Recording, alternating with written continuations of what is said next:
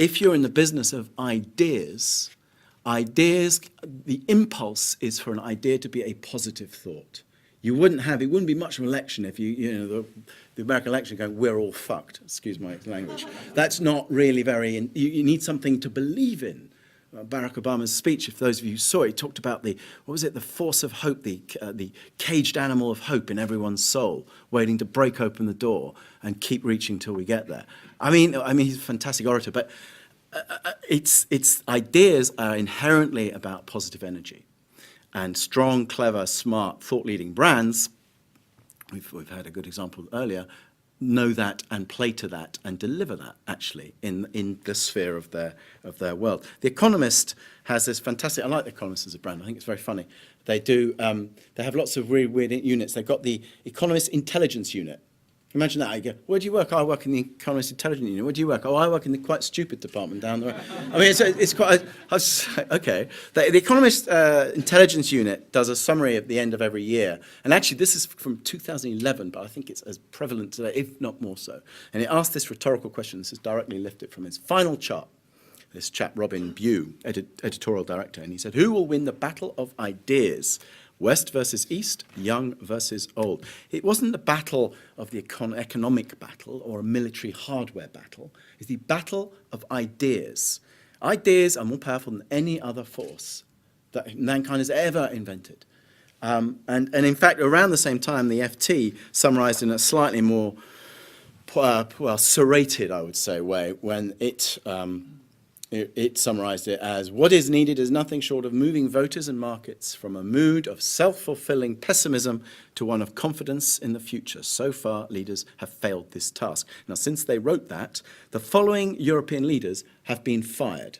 So let's just go through them. Romania, Netherlands, Spain, Italy, Greece, Slovakia, Portugal, Ireland, France, and Finland to date. They've all lost their jobs. There's no leadership. There is no leadership because there are very, very few ideas. The American election was fascinating for the lack of ideas. I think, I posit that view. This isn't a political thing, but ideas is what fuels it. It's what people follow, what people believe in, because it's how you package hope that tomorrow is worth waiting for, is worth fighting for, is worth working for, actually, which comes very closely back to purpose, which I'll probably would cover off in the Q&A, but purpose, not just company purpose, personal purpose. Who am I and why am I here and what do I want to do in my short time here, on this planet? Now, anyway, I'll come back to that later. If leadership starts with ideas, ideas are born of dreams. Martin Luther King did not say, I have a mission statement.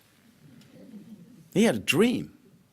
And I'd invite you to ask yourself, if you look at JFK, he had a dream to get man to the moon. Nelson Mandela, Steve Jobs, Gandhi, they all have or had dreams. What's yours? Have you got one? Because if you haven't, I really recommend working one out, because it defines everything, absolutely everything, I think. Now, vocabulary, from a communication standpoint, I think we're some of the worst communicators ever, marketeers, and agencies alike. In our communications that we put out there, it's fine-tuned, it's forensic. But when we talk to each other through email, the question earlier about, if you don't work together in the same room, doesn't that kind of dilute some of the communication and the inspiration or the energy? I thought was a good point, because I look at email, I really wish that had never been invented. I honestly do. It encourages it brings out the lazy gene, I think, in humanity. But and hyperbole is my other pet hate in the way we talk to each other and about each other. So I have teams that come back regularly, probably twice a week, and they go, yeah, we had a great meeting. Yeah, we showed some great work. It was a great meeting. Oh, that's great. You had a great meeting and great work. That's pretty bloody impressive, isn't it? Alexander the Great, he was pretty great. He had an empire that lasted over 2 centuries. The Great Wall of China, that is great, because you could see it's a wall you could see from space. And you had a great meeting. What was it? It was an Ariel detergent tactical ad, was it? You had great work and a great meeting. What you mean is no one cried, everyone smiled, everyone was nice to each other, the biscuits were nice, and they bought the thing, whatever the thing you were selling. That is not great. That's admin.